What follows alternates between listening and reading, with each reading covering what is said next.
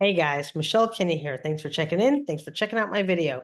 I'm going to make a quick video and go through Palantir. Now, I never traded Palantir before. I don't know why, but a lot of people talk about it. And actually, my daughter's been talking a lot about it. It's very in the news lately with the AI and a lot of sort of controversial things. So let's talk about Palantir and let's walk through a trade and see if it makes sense. So first, I'm going to share my screen here. So check it out. I'm going to go through my trading platform so you can see exactly what steps to take. Let's see. Okay, so first we want to look at a chart. So before I make a trade, I always just look at a chart and see where it's been over the past year. So we can see, oh my goodness, Palantir started about 37 bucks a share at the beginning of the, about 52 weeks ago, 1 year ago. And right now it's $179. So it's up a lot, right? So let's take a look and see what the options are trading at. So right now, the price closed today at 179.33. We can see that up here. And now we're going to pull up an option chain. And just like all options, I make a lot of videos talking about different stocks and comparing different stocks. The option chain gives us all the choices that we can do for the expiration date, September 26th, October 3rd. Now, remember, most popular companies, liquid companies that are traded a lot will have contracts that expire each and every Friday. So I encourage you to look at the actively traded contracts like weekly contracts, because if you look at other ones, then you might get stuck in there for a month or something like that. You don't want to tie up your money that long. I personally love to do 1 week contracts. So I almost exclusively just do very, very short-term trades. Sometimes it makes sense perhaps to do a longer trade, but I usually do them short-term. So we're going to look at a short-term trade. Today's Monday. Tomorrow, the market's going to open on Tuesday morning, and I'm going to look at a Friday contract. So I'm going to pull up a Friday contract, and I personally show all the strikes. Usually the strikes are down the middle, right? The puts are on the right side of the page. The calls are on the left side of the page. This is Thinkorswim, and this is how we start looking at the contracts that we might want to evaluate for what we want to trade, right? So let's take a look. So if the stock is trading at 179.33 right now, we have all these different choices. We can do a 177.50 put. We can do a 175 put, 172.50 put, 170. So really, when you think about what strike price you want to use, what price are you comfortable buying the stock if you had to buy the stock? Remember, when we sell a put, what we're doing is we're taking an income, and for that income that we're getting, we are committing to buy that stock if the stock price drops below the strike price before the expiration date, in this case, September 26th, right? So obviously, if we choose something closer to where it's trading, let's say 177.50, we're going to get paid more money, right? That last traded at $304 because it's a little bit closer to where it is, right? Where it's trading right now. If we conversely trade a 170 put, we're only going to make $105. So really it depends on how comfortable are we to buy the shares. Do we want to take a little bit more risk, or do we want to be a little bit more conservative? It depends.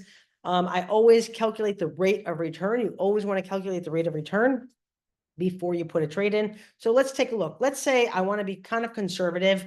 I don't mind buying Palantir, but I'd rather not. Obviously, if I can drive a premium off of cash in my account, that's always better than having to buy the stock. But you want to be prepared to buy the stock if you do get assigned. So let's look at a 170 put, and let's just calculate that and see if it makes sense. So the 170 put, the delta is 0.18. What that means, guys, is that it has approximately an 18% likelihood it's going to go from where it is now, $179, down to 170 before Friday, right? So it's more likely that it's not going to go down, but it could, and it's about 18% likely. I also look at the implied volatility when I'm trading. So implied volatility is kind of like how much swing the stock has, right? So the implied volatility is a good implied volatility, 57%. It's got a fair amount of swing. It's not too aggressive. It's not too conservative. Let's take a look and see if it's a good trade or not. I'm going to pull up a calculator, and I'm going to calculate if I sold this contract for $105, 105 divided by, if I had to buy 100 shares at $170 each, that would cost me $17,000 if I had to put up all the money, right? So I'm going to do 105 divided by 17,000. And that gives us a rate of return, right? 0.006.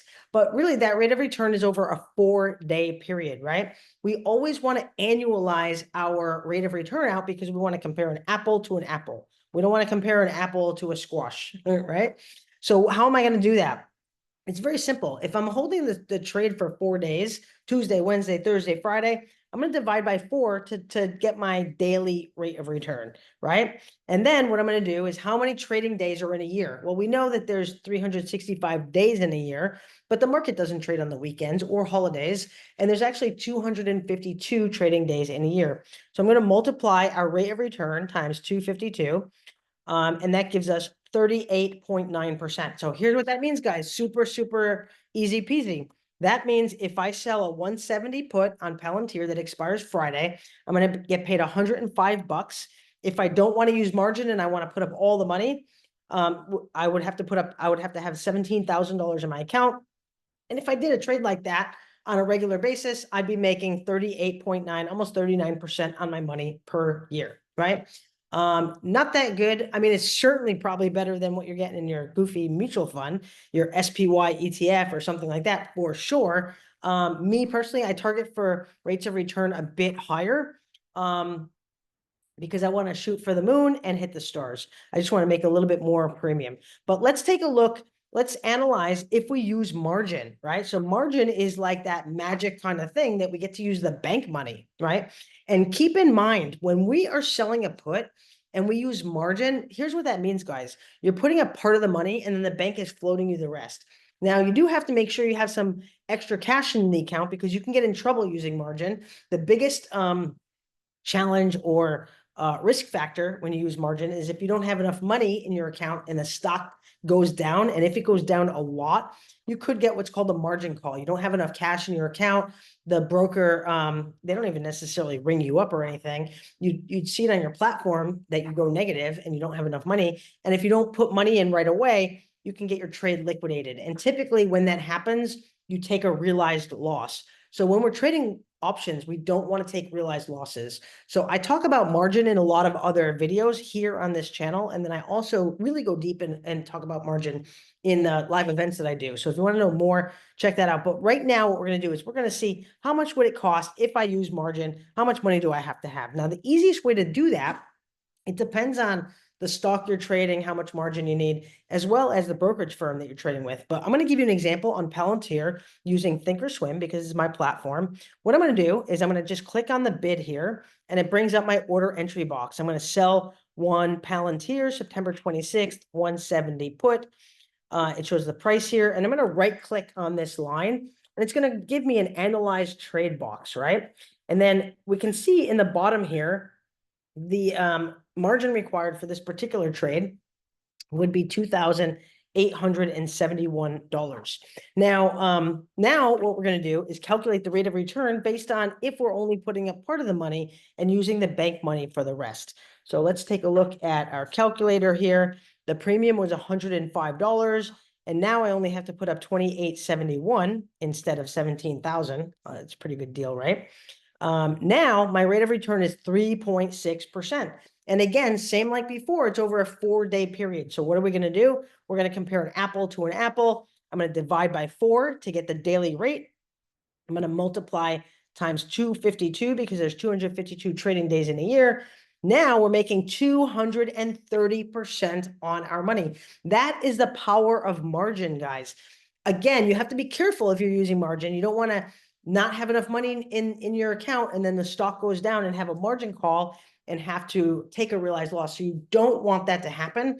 But if you're careful, you pay attention, you understand the mechanics of margin. I'm working on right now some really cool automated trading tools where it gives you hypotheticals. Okay, if the stock goes down X%, what does that do to my account? Does that trigger a margin call? That's a very, very helpful tool to have. So stay tuned for something automated if that's of interest to you. But going back to our rate of return, if you're not using margin, you're making, I think the percent was about 39% per year. If you are using margin, 230% per year.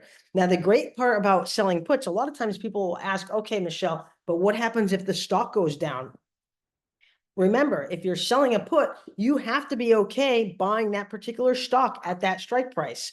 Now, the cool thing about it is when we sell options, we're not stuck in that trade. We can buy our contract back at the market, which might be more or less than what we paid. So it really depends on what happens. So as time goes on, it's going to erode the price of the option, meaning that we can buy that back, get out of that trade and eliminate the risk, and still sometimes, oftentimes actually, recognize a gain. But yeah, or we can wait until the contract expires. And if you do get assigned, you can just sell a covered call against it. Sometimes people say, Michelle, okay, that's great, but what happens if the stock keeps going down, down, down? Well, if the stock keeps going down, down, down, it's like Warren Buffett says, if you like Palantir at $179 per share, then you should like it at $170 per share. You should really like it at $150 per share. You get the idea, right? So that's why it's really important to maintain proper sizing in your account. It depends on how much money is in your account, what stocks you can trade, how much that stock is, how many positions you put on. I always encourage people to start with one, and you want to start with one contract that's good relative to the size of your account. Like if you have a $10,000 account, you may not want to trade Palantir. You might want to have a little bit bigger of an account because it's $179 per share. It's a little bit more expensive of a stock. Now, the great part about trading options is options works no matter what size account you have, because you can just trade a different ticker that's a little bit less expensive. Don't trade Palantir if it's over your budget. Trade SOFI, trade, I don't know, Mara, trade Intel. I'm just picking stocks out of the air off the top of my head that are a lot lower dollar value. But I want to illustrate to you guys that this works regardless of the size of your account. Now, sometimes people say, how much money do I need to start, Michelle? Well, you want to have like $2,000 at least to start. And the smaller your account, obviously, you can't trade a stock that's got a high ticket to it. So you want to choose a smaller stock, but you can't really trade with, I got a question earlier today, a couple questions actually, can I start with $100? You can't start with $100, no. So you have to start with typically, even to have a margin account, you need about $2,000 to start. So you have to have a little bit of money. But what I'm illustrating is it works if you have 2,000, 5,000, 10,000, 100,000, just the dollars are going to be more. You can make more dollars if you're starting with more money, obviously, right? And the stocks that you can trade will be a little bit more flexible because you can do a little bit more expensive stocks. Anyway, so that is Palantir. I've had a few people ask about Palantir. Me personally, I never traded it before.